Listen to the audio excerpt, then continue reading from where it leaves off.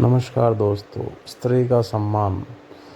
तो चलिए शुरू करते हैं। एक भृंगी नाम के ऋषि थे। वो स्त्रियों को तुच्छ समझते थे।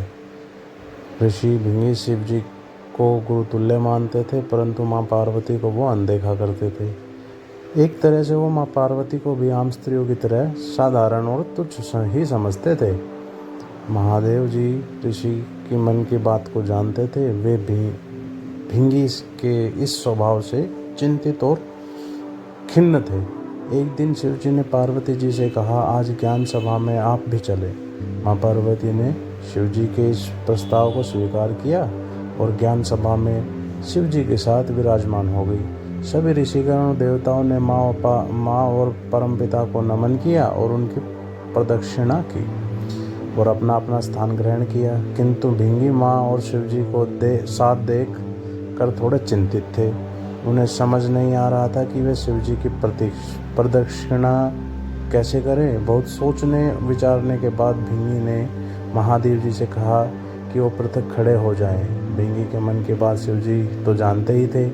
एक क्षण के लिए उन्होंने माँ पार्वती की तरफ देखा। माता ने उनके मन की बात पढ़ ली और शिव जी के आधे अंग से जुड़ गई और अर्ध नारेश्वर रूप में विराजमान हो गई। अब तो भृंगी और परेशान। ऐसे में महादेव जी प्रदक्षिणा कैसे करे। कुछ पल सोचने के बाद भृंगी ने एक राह निकाली। भौरे का रूप लेकर शिव जी की जटा की परिक्रमा की और अपने स्थान पर खड़े हो गए। माता पार्वती जी को भृंगी की ऐसी ओछी सोच पे क्रोध आ गया। उन्होंने भृंगी से कहा, हे भृंगी, तुम्हें स्त्रियों से इतना ही परहेज है तो क्यों न तुम्हारे में से स्त्री शक्ति को पृथक कर दिया जाए। और ऐसा कहकर माँ ने उनसे स्त्री तत्व को अलग कर दिया। अब ऋषि भृंगी न तो जीवितों में थे न ही मृत में थे। उन्हें अपार पीड़ा हो रही थी। उन्हें अपनी गलती का एहसास हो चुका था। वो माँ से क्षमा याचना करने लगे। तब शिव जी ने माँ से भृंगी को क्षमा करने को कहा। माँ ने उन्हें क्षमा किया और बोली, संसार में स्त्री शक्ति के बिना कुछ भी नहीं। बिना स्त्री के प्रकृति भी नहीं, पुरुष भी नहीं। दोनों का होना अनिवार्य है और जो स्त्रियों का सम्मान नहीं देता वो जीने का अधिकारी नहीं है। आज संसार में अनेकों ऐसी सोच वाले लोग हैं। उन्हें इस प्रसंग से प्रेरणा की आवश्यकता है। वो स्त्रियों से उनका सम्मान ना छीने, खुद जिए और स्त्रियों के लिए भी सुखद संसार की व्यवस्था करे, बनाए रखने में योगदान दे। सदैव प्रसन्न रहे। जो प्राप्त है वही पर्याप्त है।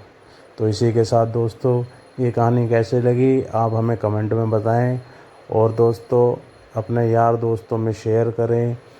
इस कहानी को फैलाएं ताकि लोगों को पता चले कि स्त्री का सम्मान कितना आवश्यक है।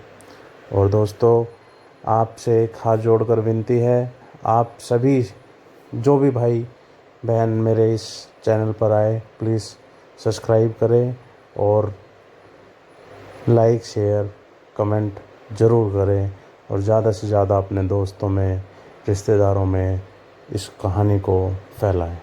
दोस्तों नमस्कार, मिलते हैं आपसे अगली ही कुछ ऐसी कहानी के साथ। तब तक के लिए अलविदा दोस्तों।